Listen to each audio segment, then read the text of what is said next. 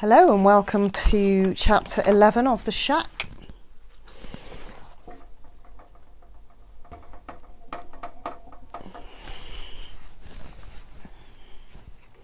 Here come da Judge. Mac followed the trail that wound past the waterfall, away from the lake, and through a dense patch of cedar trees. It took him less than 5 minutes to reach an impasse. The path took him directly to a rock face, the faint outline of a door barely visible on the surface. Obviously he was meant to enter, so he hesitantly reached out and pushed. His hand simply penetrated the wall as if it wasn't there. Mac continued to move cautiously forward until his entire body passed through what appeared to be the solid stone exterior of the mountain. It was thick black within, and he could see nothing. "Hi, Jane." Taking a deep breath, and with his hands outstretched in front of him, he ventured a couple of small steps into the inky darkness and stopped. Fear seized him as he tried to breathe, unsure whether or not to continue. As his stomach clenched, he felt it again, the great sadness settling on his shoulders with its full weight almost suffocating him. He desperately wanted to back out into the light, but in the end he believed that Jesus would not have sent him in here without a good purpose. He pressed in further. Slowly, his eyes recovered from the shock of moving from daylight into such deep shadows, and a minute later they adjusted enough to make out a single passageway curving off to his left. As he followed it, the brightness at the entrance behind him faded and was replaced by a faint luminosity reflecting off the walls from somewhere ahead. Within 100 feet, the tunnel turned abruptly to his left, and Mac found himself standing at the edge of what he assumed was a huge cavern, although initially it seemed to be only vast empty space.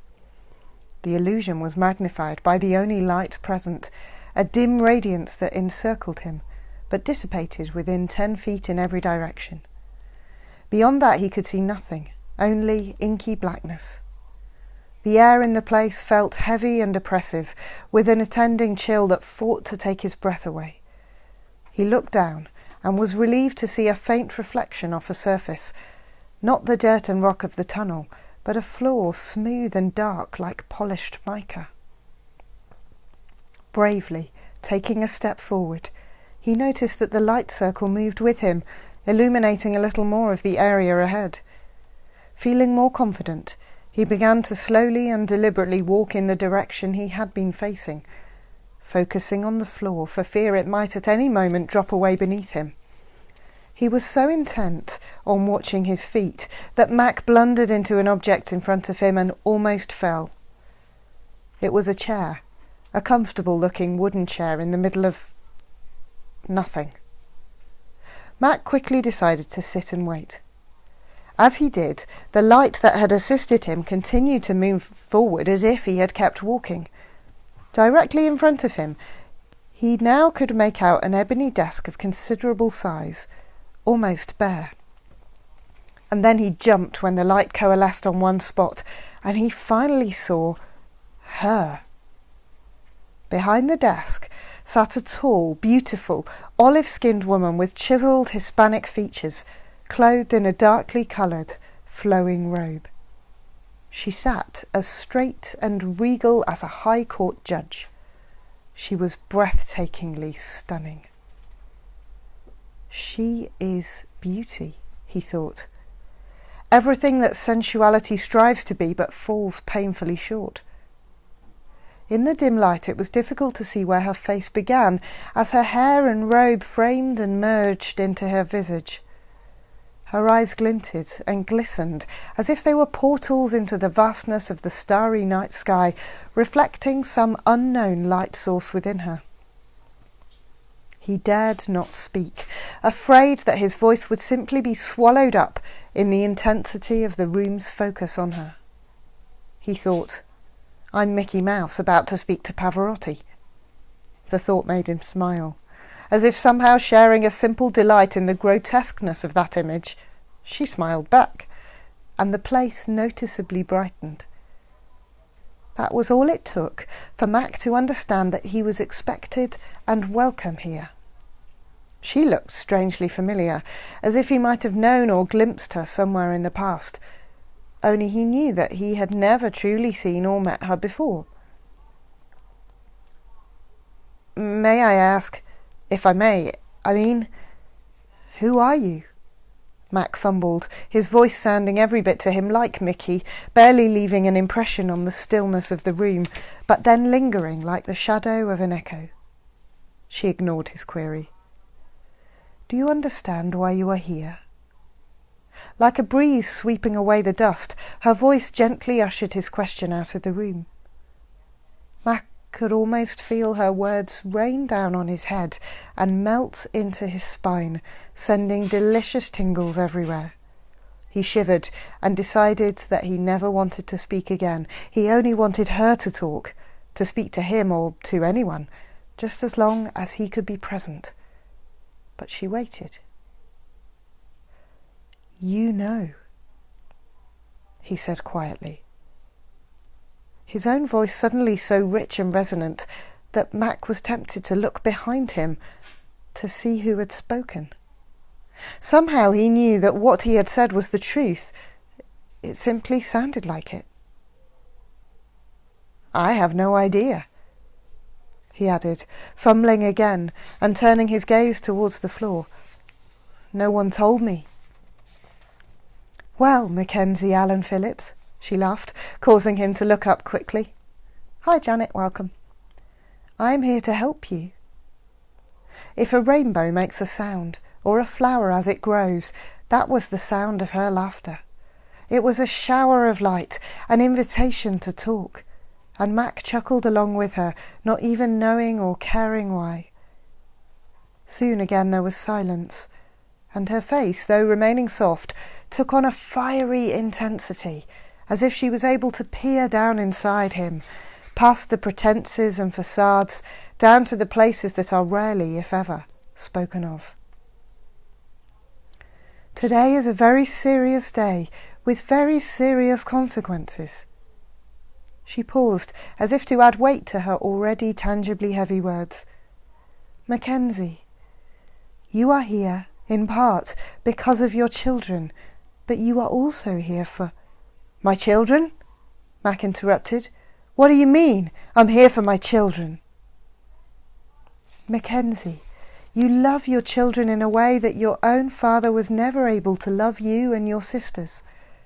"Of course I love my children. Every parent loves their children," Mac asserted. "But why does that have anything to do with why I'm here?" "In some sense, every parent does love their children," she responded, ignoring his second question. "But some parents are too broken to love them well, and others are barely able to love them at all. You should understand that. But you do love your children well, very well." "I learned much of that from Nan." "We know. But you did learn, didn't you?" "I suppose I did." Among the mysteries of a broken humanity, that too is rather remarkable, to learn, to allow change. She was as calm as a windless sea. "So then, Mackenzie, may I ask which of your children do you love the most?" Mac smiled inside. As the kids had come along, he had wrestled to an answer to this very question. "I don't love any one of them more than any of the others. I love each of them differently," he said, choosing his words carefully. "Explain that to me, Mackenzie," she asked with interest. "Well, each one of my children is unique, and that uniqueness and special personhood calls out a unique response from me." Mac settled back into his chair. "I remember after John, my first, was born, I was so captivated by the wonder of who this little life was that I actually worried about whether I would have anything left to love another child. But when Tyler came along, it was as if he brought with him a special gift for me, a whole new capacity to love him specially. Come to think of it, it's like when Papa says she is especially fond of someone. When I think of each of my children individually, I find that I am especially fond of each one." "Well said, Mackenzie." Her appreciation was tangible, but then she leaned forward slightly, her tone still soft but serious. "But what about when they do not behave, or they make choices other than those you would want them to make? Or they are just belligerent and rude? What about when they embarrass you in front of others? How does that affect your love for them?" Mac responded slowly and deliberately. "It doesn't, really." He knew that what he was saying was true, even if Katie didn't believe it sometimes. "I admit that it does affect me, and sometimes I get embarrassed or angry. But even when they act badly, they're still my son or my daughter. They're still Josh or Kate, and they will be forever. What they do might affect my pride, but not my love for them." She sat back, beaming. "You are wise in the ways of real love, Mackenzie. So many believe that it is love that grows, but it is the knowing that grows, and love simply expands to contain it. Love is just the skin of knowing. Mackenzie, you love your children, whom you know so well, with a wonderful and real love." A little embarrassed at her praise, Mac looked down. "Well, thanks, but I'm not that way with very many other people. My love tends to be pretty conditional most of the time." "But it's a start, isn't it, Mackenzie? And you didn't move beyond your father's inability on your own. It was God and you together who changed you to love this way. And now you love your children much the way Father loves his." Mac could feel his jaw involuntarily clench as he listened, and he felt the anger once more begin to rise. Excuse me for a second.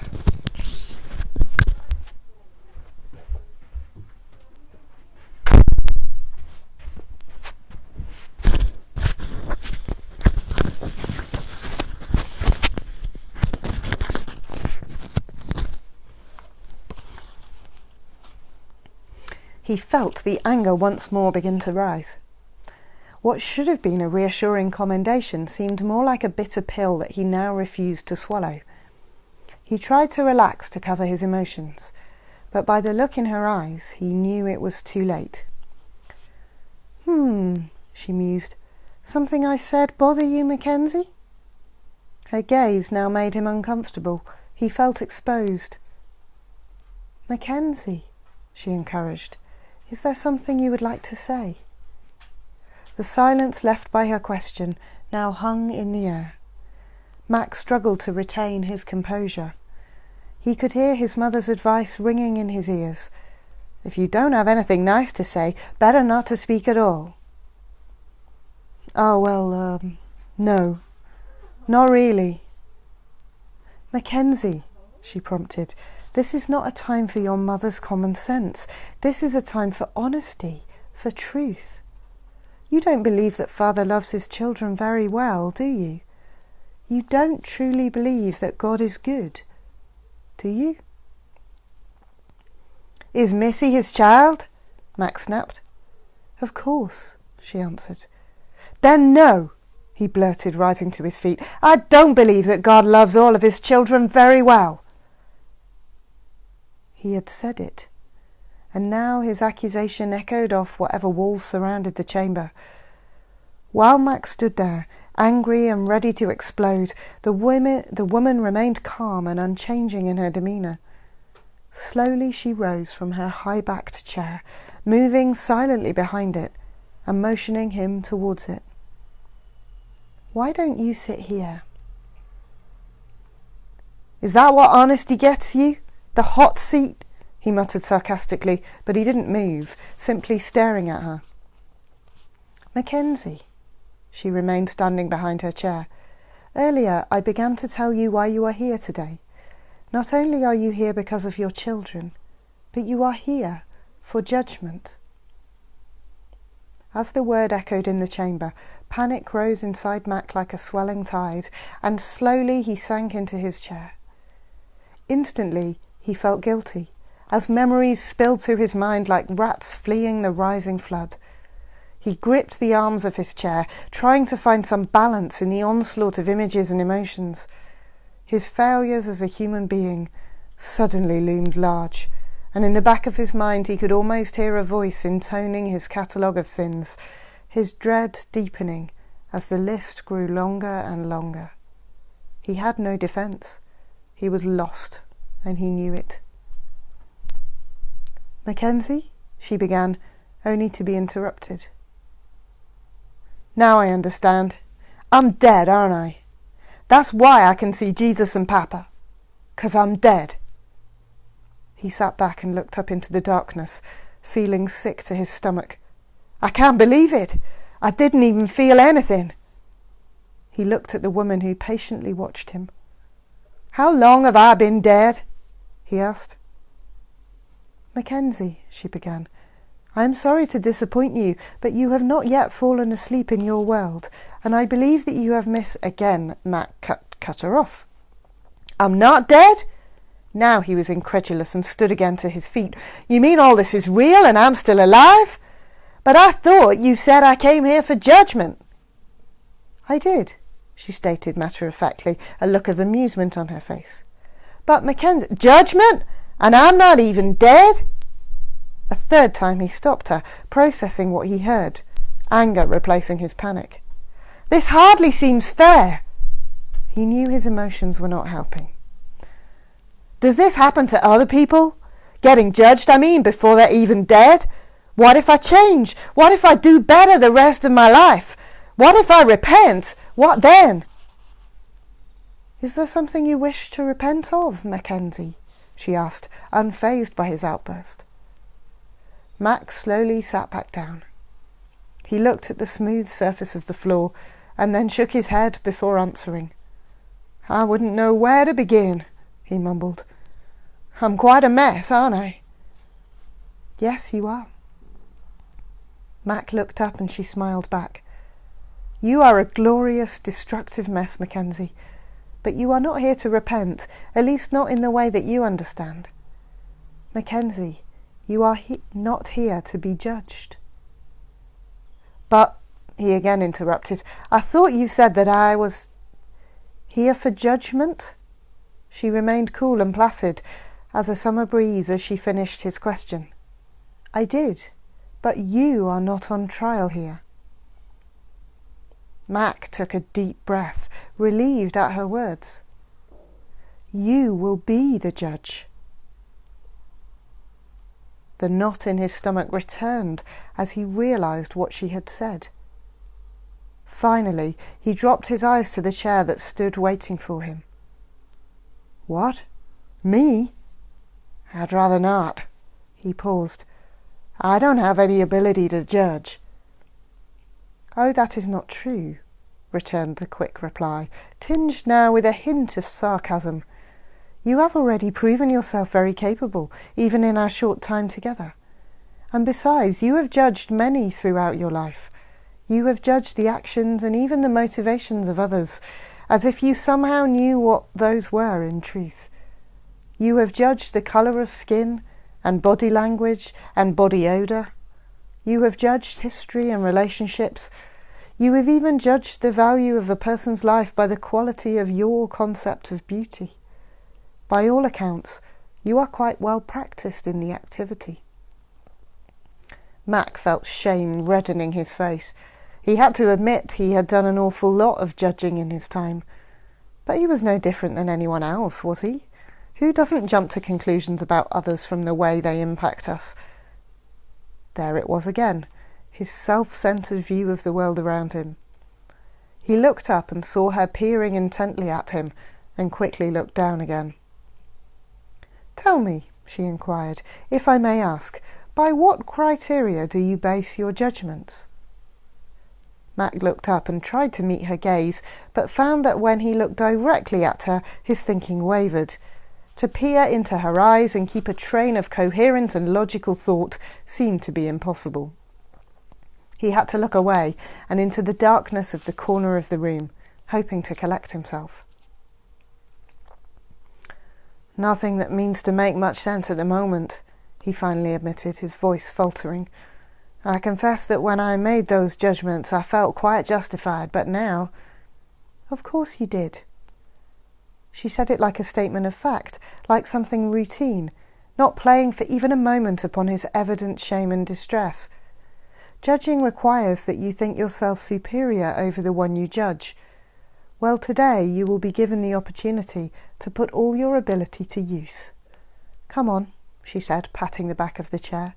I want you to sit here. Now. Hesitantly but obediently, he walked towards her and the waiting chair. With each step he seemed to grow smaller, or they both grew larger. He couldn't tell which. He crawled up on the chair and felt childish with the massive desktop in front of him and his feet barely touching the floor. And just what will I be judging? He asked, turning to look up at her. Not what? She paused and moved to the side of the desk. Who? His discomfort was growing in leaps and bounds, and sitting in an oversized regal chair did not help. What right did he have to judge anyone?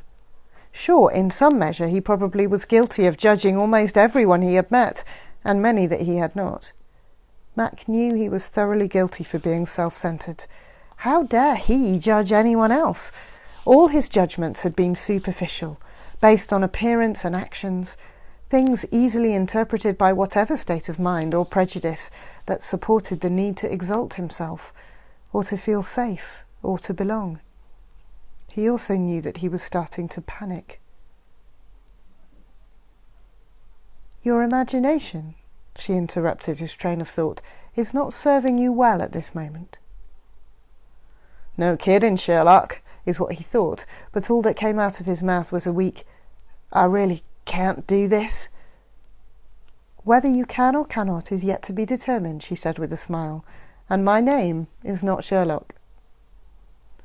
Mac was grateful for the darkened room that hid his embarrassment. The silence that followed seemed to hold him captive for much longer than the few seconds it actually took to find his voice and finally ask the question.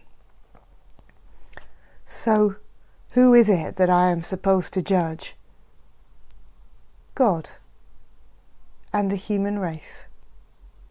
She said it as if it was of no particular consequence. It simply rolled off her tongue, as if this were a daily occurrence. Mac was dumbfounded. You have got to be kidding! Why not? Surely there are many people in your world you think deserve judgment. There must be at least a few who are to blame for so much of the pain and suffering. What about the greedy who feed off the poor of the world? What about the ones who sacrifice their young children to war? What about the men who beat their wives, Mackenzie? What about the fathers who beat their sons for no reason but to assuage their own suffering? Don't they deserve judgment, Mackenzie? Mac could sense the depths of his unresolved anger rising like a flood of fury. He sank back into the chair, trying to maintain his balance against an onslaught of images, but he could feel his control ebbing away.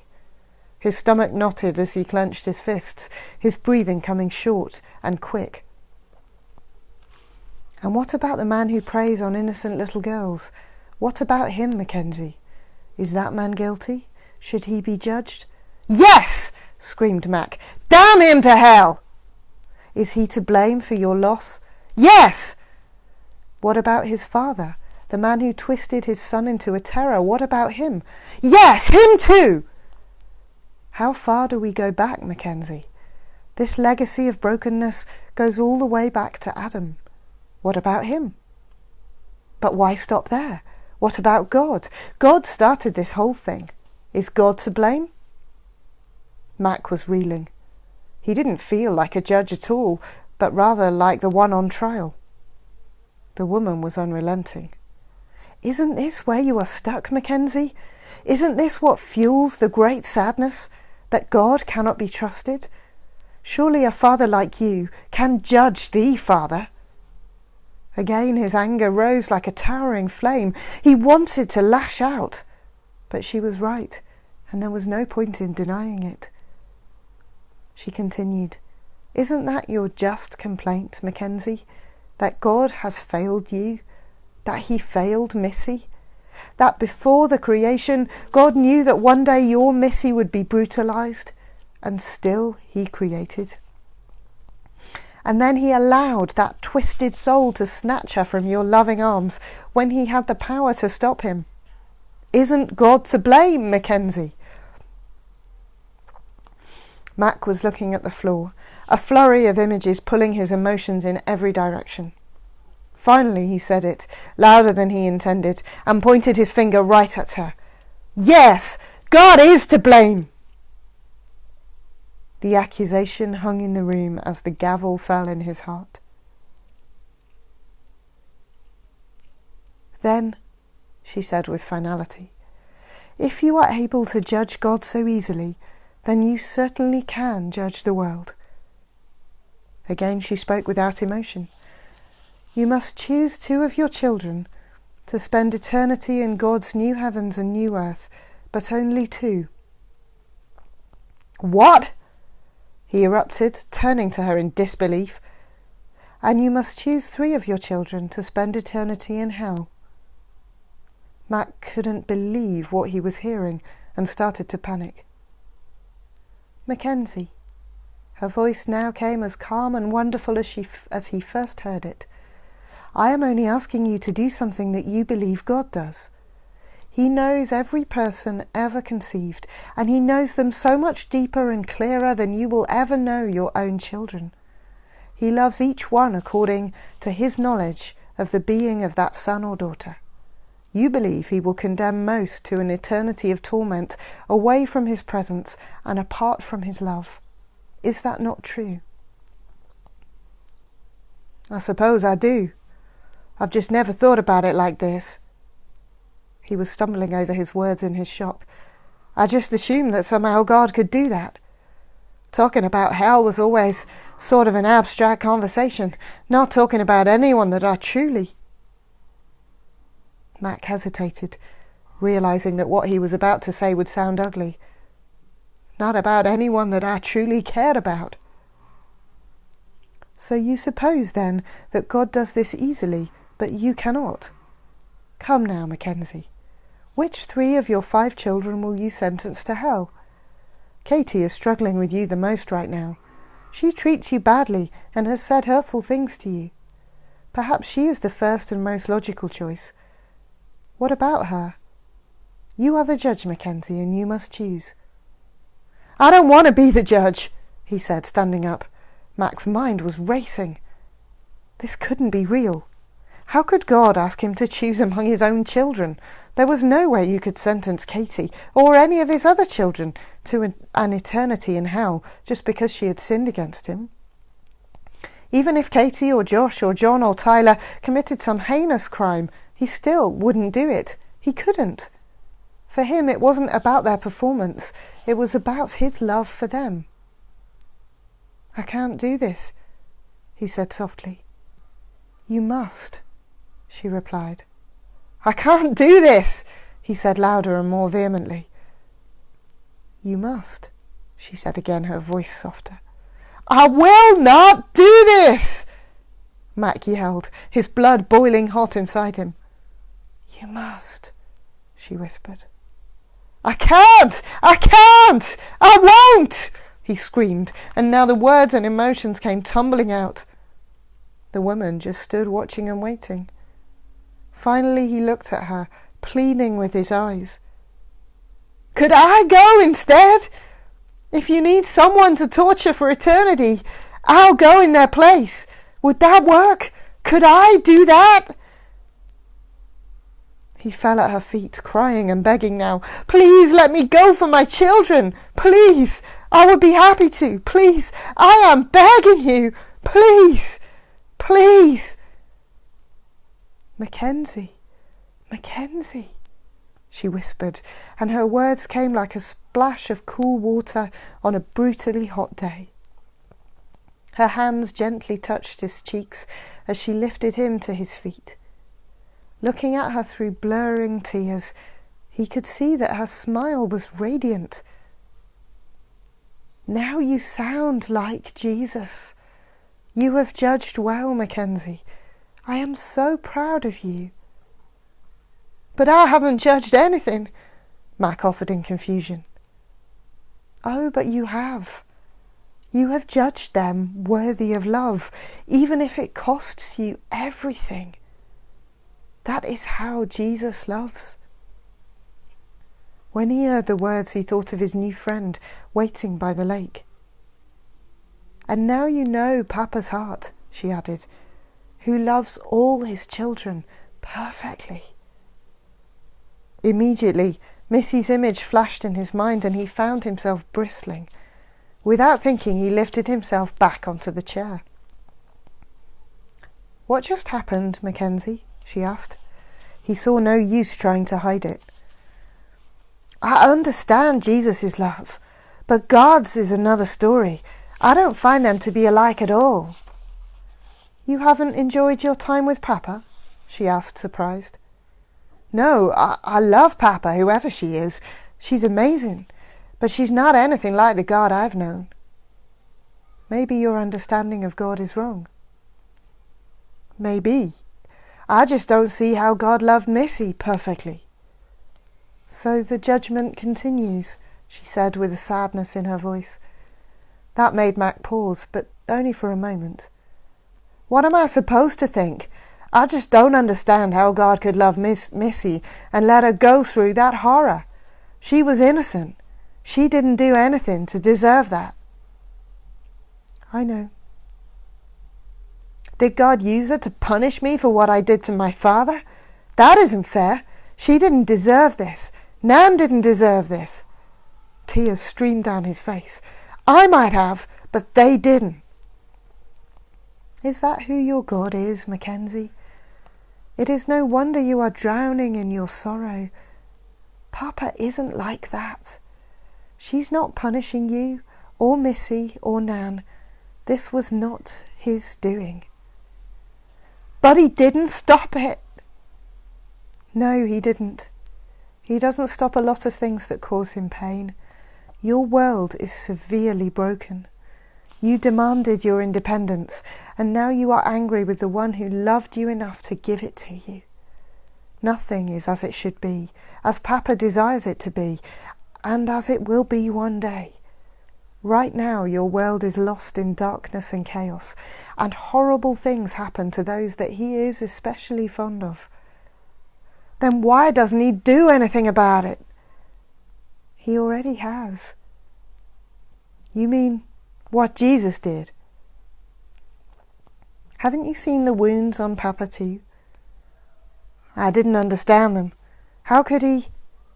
"For love. He chose the way of the cross, where mercy triumphs over justice, because of love. Would you prefer he'd chosen justice for everyone? Do you want justice, dear judge?" And she smiled as she said it. "No, I don't," he said as he lowered his head. "Not for me, and not for my children." She waited. "But I still don't understand why Missy had to die." "She didn't have to, Mackenzie. This was no plan of Papa's. Papa has never needed evil to accomplish his good purposes. It is you humans who have embraced evil, and Papa has responded with goodness. What happened to Missy was the work of evil, and no one in your world is immune from it." "But it hurts so much. There must be a better way." "There is. You just can't see it now. Return from your independence, Mackenzie. Give up being his judge and know Papa for who he is. Then you will be able to embrace his love in the midst of your pain, instead of pushing him away with your self-centered perception of how you think the universe should be. Papa has crawled inside your world to be with you, to be with Missy." Max stood up away from the chair. "I don't want to be a judge anymore. I really do want to trust Papa." Unnoticed by Mac, the room lightened yet again, as he moved around the table towards the simple chair where it all began. "But I'll need help." She reached out and hugged Mac. "Now that sounds like the start of the trip home, Mackenzie. It really does." The quiet of the cavern was suddenly broken by the sound of children's laughter. It seemed to be coming through one of the walls, which Mac could now clearly see as the room continued to brighten. As he stared in that direction, the stone surface grew increasingly translucent and daylight filtered into the cave. Startled, Mac peered through the haze and finally could make out the vague shapes of children playing in the distance. "Those sound like my kids," Mac exclaimed, his mouth open in astonishment. Moving to the wall, the mist parted like someone had drawn back a curtain, and he was unexpectedly looking out across a meadow, back towards the lake. I'm not at the end of the chapter, but I'm going to need to stop there for today.